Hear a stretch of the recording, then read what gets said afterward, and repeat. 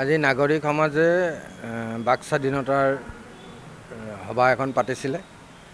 তাত উপস্থিত আছিল আমাৰ ময়ূৰ বৰা, মই আৰু খগেন তালুকদাৰ মঞ্চত আৰু বহু ব্যক্তি উপস্থিত আছিল সভাত। সভাখন আঁত ধৰিছিল বিপুল শৰ্মা ডাঙৰীয়াই, সাংবাদিক। সভাখন বৰ গুৰুত্বপূৰ্ণ আছিল যে আজিৰ যুগত আমাৰ বাক স্বাধীনতা আছেনে নাই, আমাৰ বাক স্বাধীনতা হৰণ হৈছে নেকি। আমি নিজৰ মনৰ কথা বা কিবা মনত বেয়া লাগিলে, বিৰুদ্ধাচৰণ কৰিলে যে আমাক জেলত পঠিয়াই দিয়ে, আমাৰ কণ্ঠ ৰোধ কৰিছে, আমাৰ কণ্ঠক যে বান্ধিব বিচাৰিছে, সেই সম্পৰ্কে বৰ সুন্দৰভাৱে এখন সভা অনুষ্ঠিত হ'ল। আৰু আমাৰ বাক স্বাধীনতা সংবিধানে দিয়া এটা অধিকাৰ, সেই বাক স্বাধীনতাক যাতে কোনোৱে ৰুদ্ধ কৰিবলৈ অপচেষ্টা নকৰে, তাৰ বাবেও আলোচনা কৰা হ'ল।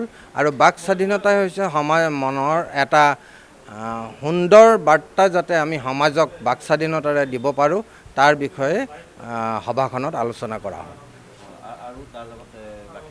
বাকী আমাৰ বাহাদুৰ গাঁওবুঢ়াৰ স্বাধীনতা সংগ্ৰামী ফৰমুদ আলী, তেখেতসকলৰ বিষয়ে সভাত আলোচনা হ'ল।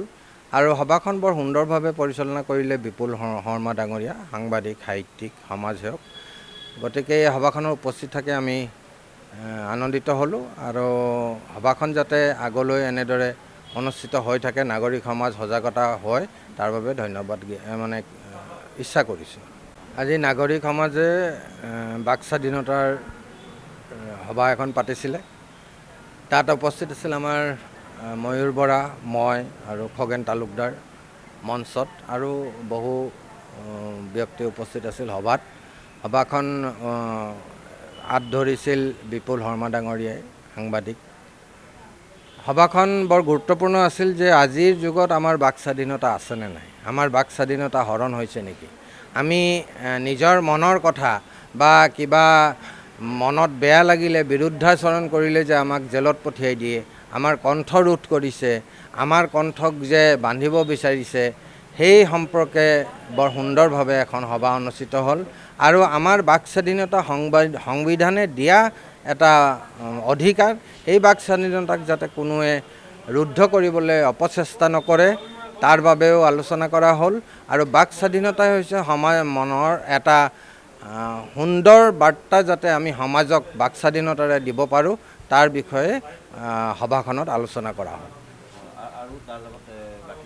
বাকী আমাৰ বাহাদুৰ গাঁওবুঢ়াৰ স্বাধীনতা সংগ্ৰামী ফৰমুদ আলী, তেখেতসকলৰ বিষয়ে সভাত আলোচনা হ'ল। আৰু সভাখন বৰ সুন্দৰভাৱে পৰিচালনা কৰিলে বিপুল শৰ্মা ডাঙৰীয়া, সাংবাদিক, সাহিত্যিক, সমাজসেৱক।